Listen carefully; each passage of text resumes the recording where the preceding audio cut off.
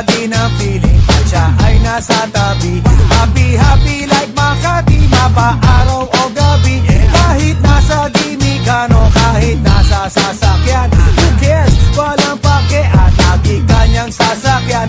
Happy, happy kami mula Linggo hanggang Lunes. Nang bigla siyang magpaalam, pupunta daw sa US. 2 linggo sa LA, 2 linggo sa Manhattan.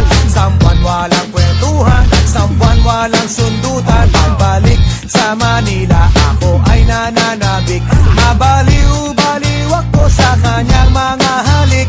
Okay lang di maiwasan na mamiss paminsan-minsan, pero pag kami nakita, aking panggigigilan. Di ko siya titigilan when she comes. Di ko siya titigilan when she comes. Di ko siya titigilan, di ko siya titigilan, di ko siya titigilan when she comes. Ay ganda ng aming samahan at walang nanlalamig. Mas basa mag-asawa ang aming dinadaig.